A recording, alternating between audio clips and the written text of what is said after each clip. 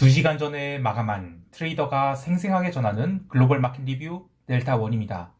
우리 증시는 삼성전자가 종가 고가로 가는 등 외국인이 강력한 선물 매수에 현물이 고가 마감을 했는데요. 해외 시장은 뭔가 어설픈 상승이 이어지고 있으며 홍콩 시장은 선물 만기를 하루 앞두고 완전히 박살나고 있죠. 무엇보다도 어제는 달러 인덱스가 하반기 상승분을 모두 되돌려줬다는 것이 핵심인데요. 시장 어떻게 보고 있는지 트레이더의 엣지를 이야기해 보겠습니다. 먼저 아시아 세션 갑니다. 우리 증시는 지난주 금요일과 월요일 이틀 연속 과도하게 눌린 터라 갭 상승 출발하였는데, 재미있는 것은 이 개장과 함께 슈퍼개미로 추정되는 개인이 콜 335를 대량으로 매수하기 시작했다는 것입니다. 외국인들 입장에서는 오늘 롱 볼 생각을 하고 선물 매수를 한 건 맞는데, 시초가 이후 개인이 내가격 콜을 대량 매수해더니 아니 이것들이 왜 쫀찡을 붙나 이런 소리가 나올 것 같았어요. 그래서 개장 후 2시간 동안은 외국인들은 개인이 콜옵션 매수를 어떻게든 떨어뜨리려 했던 것 같아요. 특히 오전 11시까지 외국인들은 1,000억 원이 넘는 현물 매도를 했는데도 불구하고 11시 이후에 슈퍼개미가 또 콜옵션 매수를 늘려갔거든요. 그러자 외국인들은 어쩔 수 없이 델타 헤지를 위해서 선물 매수를 강하게 늘렸고 11시 이후 지수는 급등을 하게 됩니다. 슈퍼개미 콜옵션 매수는 오후 3시에도 있었어요. 이렇게 하루 3차례 개장과 함께 오전 11시, 오후 3시 이렇게 나누어서 콜옵션 행사가 335를 약 7,000계약, 금액으로는 한 130억 조금 안 되는 그런 금액으로 매수를 하면서 롱베팅이 들어왔는데요. 외국인들은 델타 헤지를 위해서 선물 매수를 장중 8,000억까지 하자 프로그램 비차익 매수가 프로그램 차익 매수가 무려 1,250억이나 들어왔습니다.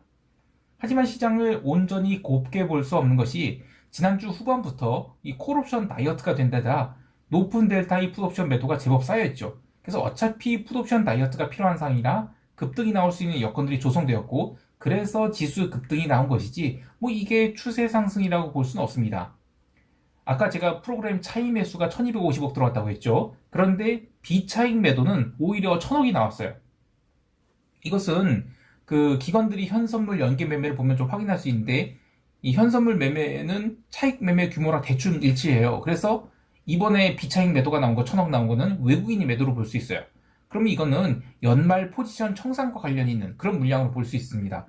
그도 그럴 것이 이제 공매도가 금지된 상황이죠. 그래서 최소한 롱숏 연계 물량은 최소한 연말까지는 다 치워버려야 되는 상황이라 우리 시장에서 외국인들이 비중 축소는 어쩔 수 없는 현상이다 이렇게 보고 있습니다.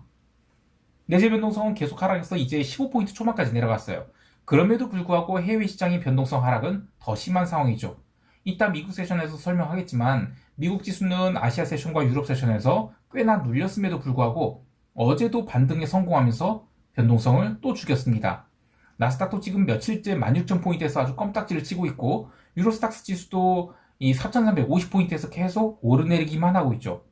그러니까 우리 시장이나 해외 시장 모두 하락이 됐던 상승이 됐던 시장이 의미 있는 방향성을 보이려면 지금이 변동성 수준으로는 택도 없다는 것입니다.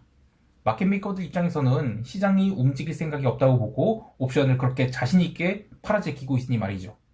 자, 근데 이게 언제까지 될까요? 유럽 세션에서 또 설명하겠습니다.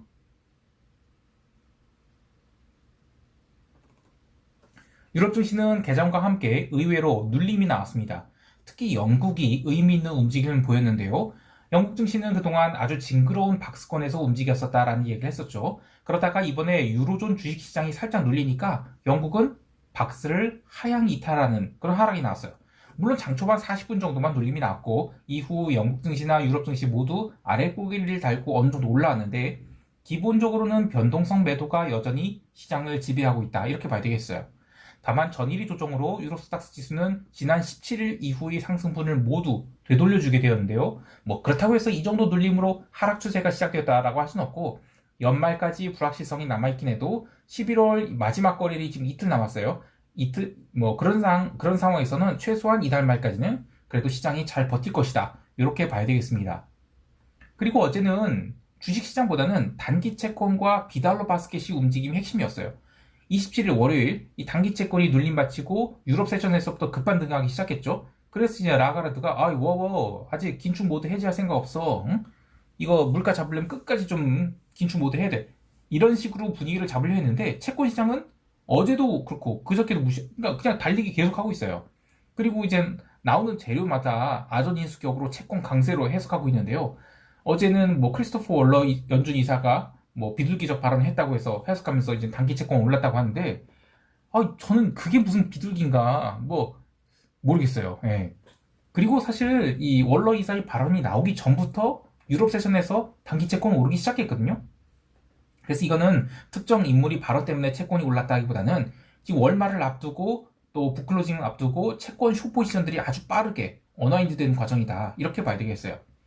올해 가장 많이 쏠렸던 이 이른바 그 크라우디드 트레이딩, 요게 채권 숏이에요. 이 포지션들이 어쨌든 연말에 청산이 되면 의외의 금리 하락이 나올 수 있겠는데요. 하여튼 뭐든지 쏠리면 좋은 게 아니에요. 비달러 바스켓의 흐름도 마찬가지입니다. 유로화는 어제 얼마 오르지 못했지만 나머지 비달러 바스켓들이 유럽 세션에서 계속 강세를 보이더니 미국 세션 들어서 가속도를 붙였죠. 결국 새벽 3시까지 슈팅을 보이게 됩니다. 이후 시장이 주춤하자 새벽 3시경 7년 국채 입찰이 예상보다 낮은 응찰률을 보이면서 다시 비달러 바스켓이 눌렸어요. 근데 이거는 뭐 일시적인 눌림이었을 뿐 거의 다 시세를 회복해서 종가상으로 의미 있는 비달러 상승을 가져왔는데, 이 또한 과연 뭐 이 정도 이벤트로 움직일 일이었을까 생각해보면 이 하반기 트렌드가 뭐였어요? 미국은 계속 긴축을 할 것이고 미국만 긴축을 이겨내는 소프트 랜딩이 가능할 것이다. 이런 것 때문에 달러 강세 베팅이 있었죠. 근데 그 근거가 조금씩 풀어지면서 나타나는 현상이다, 이렇게 보고 있습니다. 달러가 풀어지면서 골드도 강세를 보였고요. 구리도 올랐고 기름은 오펙 플러스 회의를 앞두고 계속 노이즈가 나왔는데 그동안은 워낙 수렴을 했던지라 이번에는 상방으로 발산이 나왔어요. 근데 모두 아직까지는 의미 있는 트렌드를 형성하기까지는 시간이 필요하다라고 보고 있습니다. 이제 미국 세션 넘어갈게요.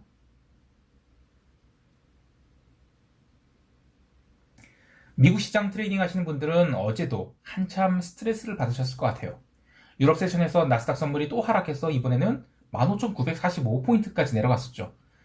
미국 세션 개장 후 러셀이 다시 0.8%가량 급락을 거의 스트레이트로 했는데요. 그러면서 이제 시장 진짜 눌리는 건가 하는 고민을 할 무렵 나스닥은 16,000포인트를 넘기지 못했지만 그렇다고 하락도 하지 않고 아주 좁은 진폭 내에서 2시간을 머물게 됩니다. 자, 그런데 이때 개별 종목의 흐름을 보면 여전히 마이크로소프트 신고가 갱신하고 있었죠. 또 테슬라가 시장을 버티게 하는 한 3, 4% 상승하고 있었고요. 아마존, 엔비디아, 브로드컴이 살짝 눌린 정도였는데, 그러니까 시장이 동시에 망가지는 그런 인덱스 매도의 흐름은 나오지 않았다는 것입니다. 결국 마이크로소프트의 선전으로 새벽 0시 30분부터 나스닥 선물이 또 강력한 상승 보이면서 16,000포인트 돌파했죠. 또 이게 또 오래 가진 못했어요. 이후에 유럽 마감할 때도 또 추가 상승을 해서 16,070포인트 터치했는데 유럽 마감 이후도 점점 밀리기 시작하더니 새벽 3시 7년 국채 입찰 부진을 핑계로 당일 상승분을 모조리 토해내게 됩니다. 이후에는 등락을 반복하다가 결국 장중에 들어왔던 숏포지션이 이 스탑로스를 치면서 16,000포인트 회복에는 성공했는데요. 그냥 결국에는 변동성 매도가 또 하루를 지배했다, 이렇게 봐야 되겠습니다. 지난 11월 15일 처음으로 나스닥 선물이 16,000포인트 터치에 성공한 뒤 11월 20일에 16,000포인트 도달하고 지금 8거래일째 횡보 중이에요. 횡보도 횡보지만 뭐 장중 진폭이 너무 안 나와서 이게 매매를 하라는 건지 말라는 건지 답답할 정도죠. 결론만 이야기하자면 이제 얼마 안 남았어요. 변동성을 이렇게 뺀 것도 문제이긴 하지만 시장을 선도하는 주식들 중 하나 둘씩 차익 실현을 보이고 있다는 것이 진짜 문제인데요. 아직 대장주인 마이크로소프트가 삐걱거리지 않고 있지만 나스닥과의 시총 차이가 이제 120억 달러도 안 남았어요. 애플이 눌리던 마이크로소프트가 튀던 해서 시총이 뒤집히고 나서 얼마 지나지 않으면 시장은 의미 있는 조정이 시작될 것으로 보이겠습니다. 아니 무슨 예언자처럼 그런 소리를 하느냐라고 하실 수 있는데요. 시총 1등과 2등이 바뀐다는 것은 여러 가지 의미가 있어요. 그래서 가장 중요한 것을 따지면 저는 애플이 그동안에 성장주가 아닌 가치주 취급을 받은 지가 꽤 됐죠. 그래도 현금 흐름이 너무 우량하고 그 중국이나 뭐 소비 수요가 성장 중인 인도 뭐 이런 식으로 국가의 어떤 그 시장 점유율을 강하게 잡고 있는 상황이라서 가치주 치고는 이제 밸류에이션이 좀 과도했다라고 볼 수 있어요. 물론 애플이 AI 관련 또는 메타버스 관련 뭔가를 하겠다고 떡밥을 열심히 뿌렸죠. 그런데 의미 있는 비즈니스 결과물은 아직 만들어내지 못하고 있어요. 포트폴리오 매니저 입장에서는 인덱스를 따라가려고 애플을 어느 정도 담아뒀을 텐데 이제 그거를 교체 매매하려는 수요가 애플이 상단을 계속 누르고 마이크로소프트를 바치게 될 것이라고 보고 있어요. 근데 일단 애플이 꺾이게 되면 인덱스 상위 종목이죠, 1등. 그래서 시장이 어쩔 수 없는 눌림이 나올 거예요. 그게 시장이 단기 조정을 유발할 가능성이 있겠는데요. 일단 11월 말까지는 뭐 별일 없을 것이라고 보고 있습니다. 개별 종목들 좀 더 보면 파페치가 무려 22% 상승했는데요. 아쉽습니다. 시총이 1조 언더였는데 좀 담았어야 하는가 싶긴 하지만 상장 폐시한다는 이슈로 올라간 거라서 이제는 물 건너갔다고 해야겠죠. 마지막으로 변동성을 보면 변동성 지수가 새벽 3시경 갑자기 14포인트 이상으로 뛰었다가 내려오게 되는데 그만큼 과도하게 변동성이 눌려서 누가 트리거만 동작하면 세게 튈 수 있는 상황이에요. 차트 볼게요. 이것은 투텐 스프레드. 이거 단기 국채가 어제 많이 올랐거든요. 그래서 지금 스프레드가 돌았고 요게 이제 원데이인데 원데이 변동성 출발이 지금 6.2포인트예요. 과거에는 한 10포인트는 이하에서만 출발해도 우와우 했었죠. 근데 이제 6포인트의 출발이다? 참 놀랍습니다. 여하튼 이렇게 변동성이 말라있을 때는 정말 조심해야 돼요. 9일 변동성은 지금 11.52포인트인데 이때 잠깐 튀거든요. 그리고 저기 28일짜리 12.69인데 이때 새벽 3시에 그 7년 국채 입찰 미스로 변동성이 잠깐 튑니다. 근데 이때 이렇게 튈 거 사실은 아니었죠. 이런 식으로 변동성 윗꼬리가 생긴다는 것은 굉장히 의미가 있어요. 그만큼 매도자들이 불안하다는 얘기예요. 여러 가지 긴장이 되지만 그 12월 1일 금요일이 ISM 제조업 지수 나오죠. 또 위클리 옵션 만기죠. 파월 연설도 있죠. 그리고 12월이 첫 거래이기도 하죠. 이날까지는 이날이 굉장히 중요해서 그 전까지는 그냥 변동성 매도를 한다 하더라도 11월 30일부터는 변동성이 더 이상 빠지지 않을 수 있을 것 같아요. 개인적으로는 12월 20일에 만기가 되는 12월물 변동성 선물 지금 13.7포인트 되는데 이제는 물타기를 각오하고도 한번 매수를 해봐야 되지 않을까 이런 생각을 해보고 있어요. 저는 11월 30일 목요일부터 변동성 선물 매수를 한번 해볼 생각입니다. 물론 손절이 아니다 싶으면 다음 달 걸로 넘겨야겠죠.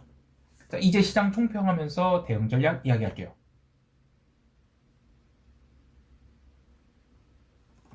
우리 증시는 야간 선물에서 하락이 나왔죠. 큰 폭의 하락은 아니지만 전일 삼성전자를 좀 끝까지 당긴 것도 있고 해서 약간의 되돌림은 나올 수 있다고 봐요.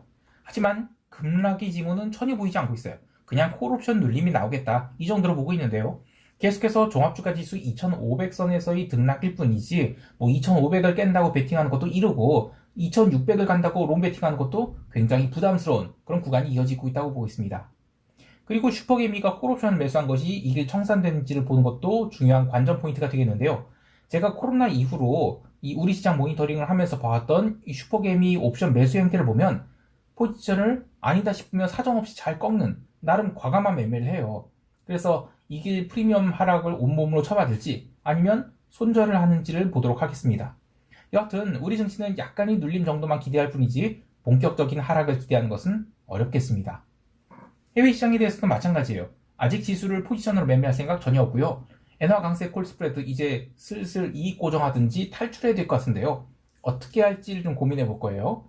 사흘간 엔화의 연속 상승으로 또 엔화 콜 옵션이 중간 조정짜리 이후에서도 또 쇳더블이 났어요. 이런 흐름들을 보면 내년도 시장은 엔화가 고변동성 통화로 전환되는 그런 징후가 아닐까 싶어요. 엔화를 베이스로 한 트레이딩 전략은 이제는 고변동성 전략으로 전환해야 된다. 그런 의미가 되겠습니다. 시장이 재미없다고 하지만 그래도 상품별로는 제법 의미 있는 흐름들을 보여주는 것이 있어요. 해외 선물이 장점이 지수 선물만 매매하는 게 아니라 다양한 상품들을 매매할 수 있고 또 롱숏을 자유롭게 오갈 수 있으며 레버리지도 세밀하게 조절할 수 있다는 것 여러 가지가 있죠. 이 홀짝 게임처럼 접근하는 게 아니라 글로벌 경제의 흐름을 온몸으로 느끼면서 전략을 짜나가고 낮은 레버리지로 하나하나 맞춰가는 즐거움이 다른 어떤 트레이딩보다 전 재밌다고 생각해요. 물론 지금처럼 장사가 안 된 장세에서는 어쩔 수 없이 몸을 사려야 되지만 무궁한 기회의 장이기 때문에 젊은 친구들이 건전한 관심을 갖고 시장에서 좋은 성과를 거두어갔으면 좋겠습니다. 늘 성공 투자하시길 바라고요. 이상 대사원이었습니다. 감사합니다.